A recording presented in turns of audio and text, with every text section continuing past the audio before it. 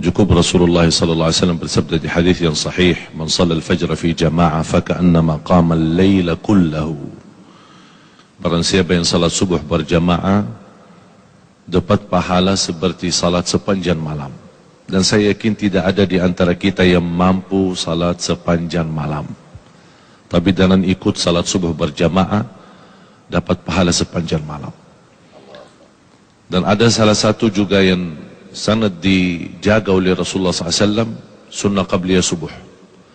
Banyak orang yang melalaikan, padahal pahalanya luar biasa. Raka'ata al-fajri khairun minad dunya wa ma fiha. 2 rakaat subuh itu yang dimaksud sesudah azan sebelum salat lebih baik daripada dunia dan segala isinya. Ini sunnahnya, apalagi yang wajib. Dan ada satu hal yang selalu saya memperhatikan, para jamaah tidak memperhatikan ketika azan. Muazzin berazan, banyak yang sibuk megang HP-nya atau sibuk berbicara dengan temannya atau diam di tempat di masjid tapi tidak mengikuti muazzin. Padahal ada hadis yang menjaminkan kita mendapatkan ampunan dosa, sebagaimana yang diriwayatkan Imam Muslim, khususnya ketika muazzin berkata asyhadu an la ilaha illallah wa asyhadu anna Muhammad Rasulullah, kita menjawab wa ana asyhadu an la ilaha illallah wahdahu la syarikalah wa asyhadu anna Muhammadan abduhu wa rasuluh raditu billahi rabba wa bi Muhammadin nabiyya wa bil islami dina. Beda sama yang kita kenal, raditu billahi rabban wa bil islami dinan wa bi Muhammadin nabiyya, itu biasa, itu zikir biasa. Tapi yang kalau dalam azan, ketika muazzin selesai kalimah syahadat sebelum masuk hayya 'alas salat, ini hadis diriwayatkan Imam Muslim. Sebelum masuk kepada hayya 'alas salat, kita langsung berkata, artinya wa aku bersaksikan, wa ana asyhadu an la ilaha illallah wahdahu la syarikalah wa asyhadu anna Muhammadan abduhu wa rasuluh raditu billahi rabba wa bi Muhammadin nabiyya wa bil islami dina. Terbalik, ghufira lahu ma taqaddama min dhanbih, diampuni oleh Allah Subhanahu wa taala dosa lalu. Dan ketika selesai azan la ilaha illallah, kita langsung jangan lupa salawat kepada Nabi Muhammad SAW, baru doa azan.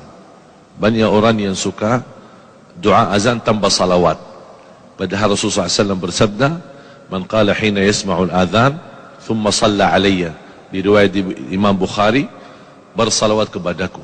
Jadi fantas kalau kita memulai Allahumma salli ala Muhammadin wa ala ali Muhammad, Allahumma rabb hadhihi ad-da'wati at-tammah was-salati al-qa'imah ati Muhammadin wasilata wal fadilah wa ba'athu maqam Mahmud alladhi wa'adta innaka la tukhliful mi'ad. Tambahan innaka la tukhliful mi'ad di luar sahih Bukhari, tapi disahihkan dan dihasankan oleh sebagian besar ulama. Innaka la tukhliful mi'ad. Apa yang kita dapat? Hullat lahu syafa'ati yaumal qiyamah. Terjamin dapat syafaat Rasulullah SAW. Jadi sia-sia. Itu yang kenapa saya bilang namakan rahasia subuh. Karena memang tersembunyi dari banyak orang. Padahal pahalanya sangat luar biasa. Rahasia. Allah berikan nikmat yang luar biasa. Fala ta'lamu nafsun ma ukhfiya lahum. Dari mana jiwa pun boleh tahu apa yang telah disembunyikan oleh Allah SWT. Ini amalan yang seperti ini. Sedikit-sedikit rahasia tapi sangat luar biasa.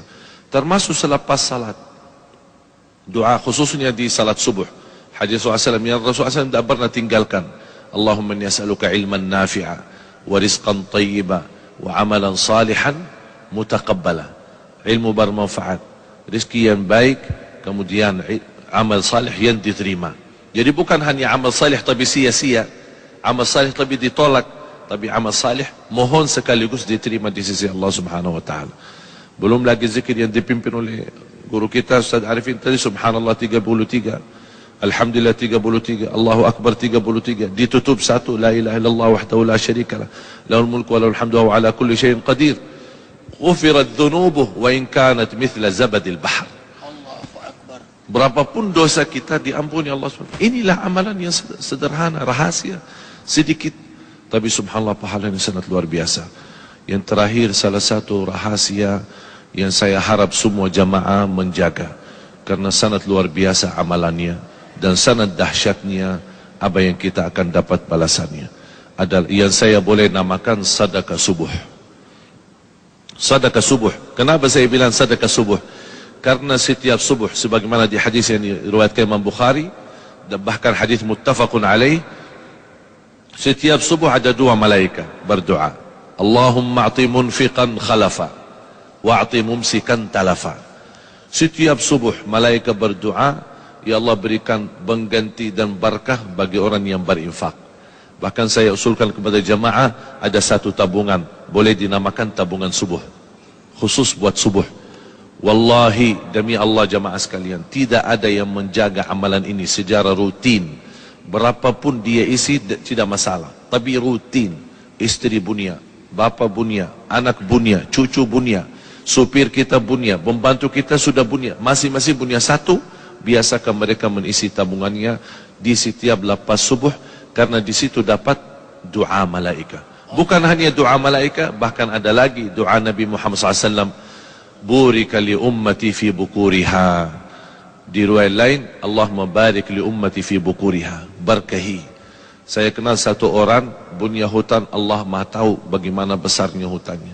Saya berikan itu amalan, tolong jaga.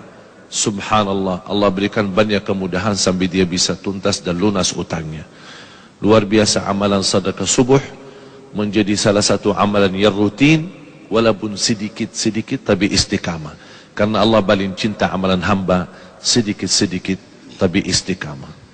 Sedekah itu di situ akan disertai doa malaikat. Allahumma a'ti munfiqan khalafan. Itu yang harus kita selalu hadirkan, bukan hanya menjadi sebuah kebiasaan, tapi menghayati luar biasa. Di situlah akan terasa perubahan. Tidak sampai 1 minggu 2 minggu Anda akan banyak merasa banyak perubahan luar biasa. Dari segi rizki, dari segi ketenangan, dari segi fikiran, bahkan dari segi ibadah. Begitu luar biasa sahabat Rasulullah SAW. Seperti Abu Bakar radhiyallahu anhu, bagaimana Rasulullah SAW bertanya, siapa yang bersedekah subuh ini? Abu Bakar jawab saya. Siapa yang silaturahim orang sakit? Jawab Abu Bakar saya. Siapa yang... Selalu Abu Bakar radhiyallahu anhu selalu duluan. Sampai kata Umar Khattab radhiyallahu anhu, saya tidak sanggup lagi untuk melawan berbuat kebaikan berlumba-lumba dengan Abu Bakar Siddiq radhiyallahu anhu. Ada yang menjelaskan oleh ahli tafsir, masyhudah bacaan kita disaksikan. Di riwayat tafsiran malaikat menyaksikan. Saya dapatkan satu hadis yang sahih. Kalau biasa kalau hari kerja ada namanya shift gantian ya. Ada orang berapa jam terus shift malam shift, ada malaikat juga ternyata juga punya kerja shift. Jadi kapan mereka malaikat yang bertugas malam sama malaikat yang bertugas pagi bertemu di salat subuh. Jadi tukar, udah selesai tugas malam salat subuh, jadi malaikat salat subuh itu hadir. Paling ramai salat subuh, malaikat malam sama malaikat pagi. Malaikat pagi yang baru turun ikut salat subuh, malaikat malam selesai salat subuh baru naik bawa laporan malam. Terus menerima kerjaan baru oleh malaikat pagi. Oleh karena itu inna Quran al-Fajr kana masyhuda. Malaikat pun hadir. Oleh karena itu kita merasa rauhaninya kita, batin kita lebih nikmat ketika salat subuh. Dan saya ingin lain kali kalau imam salat subuh tolong lebih panjang lagi biar kita bisa nikmat.